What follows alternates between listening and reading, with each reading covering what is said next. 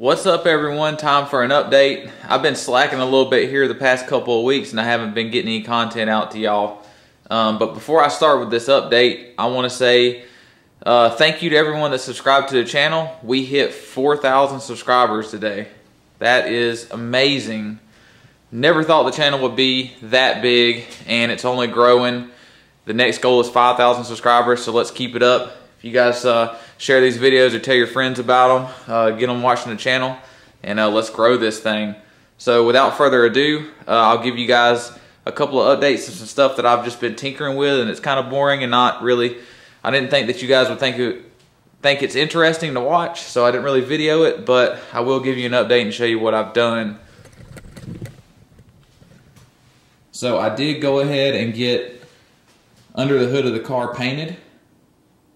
As you can see, the last time you guys seen it, down here where we welded the motor plate tabs in was all burned up from the heat from the weld, and we have been grinding some other stuff. So as you can see, that stuff is in there, and if you'll notice back here, I also put some engine limiters in, and those are the tabs for the engine limiters right there and right there, and I'll show you guys what those look like here in a minute. But got those put in and mocked up. The engine, mock-up engine and everything, of course, is out of here. This paint is the Duplicolor paint match paint from AutoZone. I just sanded scuffed everything up and got it painted. It looks really good. My only complaint about the paint is it's not very durable, so I have to be careful with dropping tools and stuff on here, or it'll scratch it up and chip the paint away. But really happy with how that turned out. And then as you can see, the radiator is mounted. It has the fan mounted to it.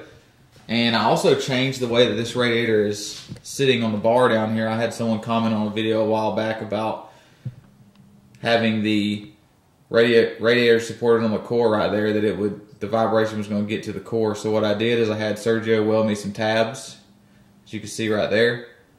Weld some tabs on the radiator, and then I welded some tabs onto that bottom bar and got her bolted up, one right there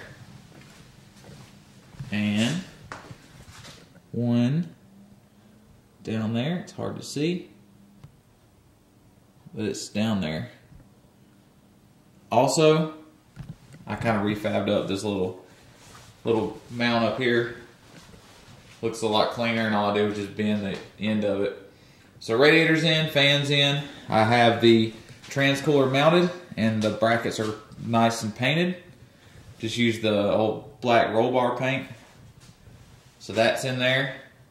If you guys see that orange that's going behind the intercooler right there, that's like a high temp tape that I wrapped around the wire to keep it from getting the heat from damaging the wire. And then of course in front of that is the big giant Garrett intercooler. So it's mounted up right there with the tabs that you guys have seen before. So all of that stuff is mounted up, and the underhood of this car is basically ready to have the engine dropped in. So that brings me to my next update. You guys are probably wondering where the block is. You're probably wondering where the pistons are. I'm missing those. I still don't have my heads. Those are still being worked on. And I still don't have my cams. Those are still being ground. So I don't know if I told you guys in the last video, but the pistons I'm going with are the Diamond Mod 2K pistons. They're custom made for my application. About 2 weeks out on those. The block did just get sleeved today. It's going to get honed and decked. Probably it either got done today or it's going to get done tomorrow. And it will be on its way back. So whenever it gets back, you guys can bet I'll be doing a video on that. So that is just a quick down and dirty on what is going on right now. And also got a box in today from Summit. I know everyone loves new parts, so I did already open it up and ruin the surprise for myself, but figured you guys might be interested in seeing some new parts. Not too exciting, but what we got right here is Fuel Lab. So this is my new fuel filter. So what I'm doing is, my old fuel feed line was a -8 feed. Believe it or not, I ran the 850s with a -8 feed and a -6 return. So now I'm upgrading to a -10, so I had to get a new fuel filter that accepts -10. So this is the bigger, I think 828 series Fuel Lab filter. And the thing that I like about this filter is it comes with these clamps that are mounting brackets for it. It makes the install really easy. And this fuel filter will filter down to 6 microns, which is very, very small particles. We got that, and then we got a whole slew of fittings in here, which are all -10 fittings, and there's a Y block in here. You see it's a dash, if I can hold on to it, it's a -10 to 2 -8s.